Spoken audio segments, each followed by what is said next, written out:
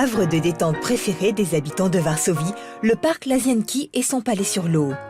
Tous les dimanches à midi, un air de Chopin emplit l'atmosphère. Des centaines d'habitants se déplacent pour écouter de grands pianistes interpréter des œuvres de l'enfant du pays. Dans les ruelles étroites de la vieille ville, la totalité des maisons a été reconstruite dès les années 50.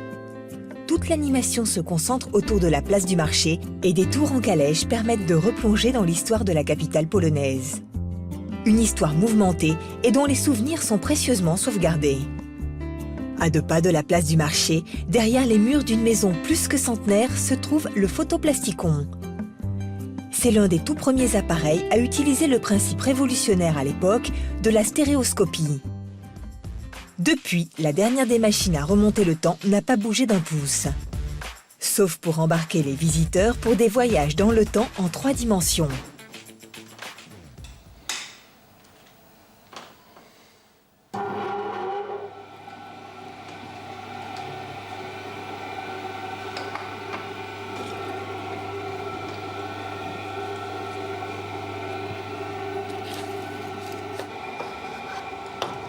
Oh, wow.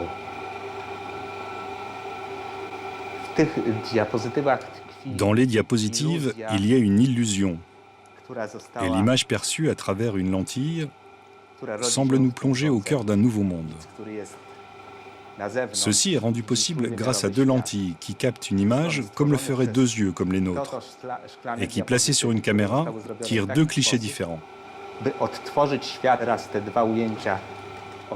Maintenant, ces 2 clichés sont projetés simultanément et à travers la lumière apparaît une seule image en 3 dimensions.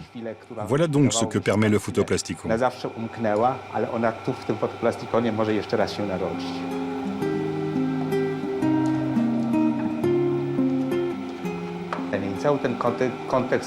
Le processus du photoplasticon commence au XIXe siècle. C'était alors l'époque de l'image à 1 dimension. Et il a permis une percée dans un nouveau monde. Au même titre que l'on nomme le XXe siècle l'ère du cinéma, le XIXe a été celle de la photographie et aussi celle du photoplasticon. Autour de nous, le monde a changé et les machines comme celle-ci se sont retrouvées dans les musées. Mais ici, c'est le seul endroit où elles fonctionnent encore. Elles nous permettent vraiment d'entrer en contact avec le XIXe siècle, de retourner physiquement dans le passé et de faire des rencontres comme autrefois.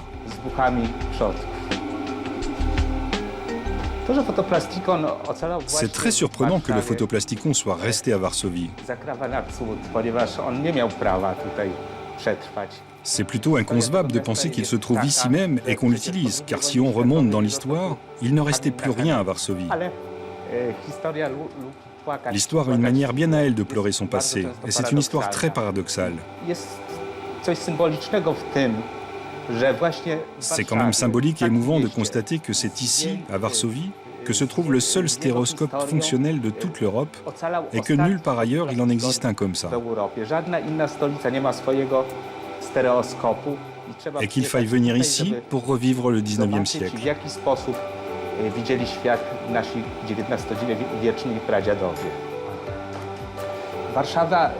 Au cours de la dernière décennie, Varsovie a été le témoin d'énormes changements. Et elle peut maintenant se comparer à n'importe quelle grande ville. Pour que Varsovie reste Varsovie et que ses citadins puissent sentir leur appartenance dans un monde unifié, il faut un endroit comme celui-ci. Sans lui, on oublierait qui on a été.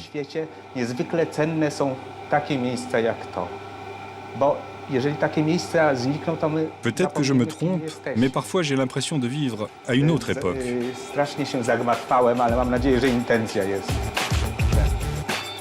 En entretenant ses souvenirs, Varsovie se tourne de façon positive vers l'avenir, le développement et la stabilité.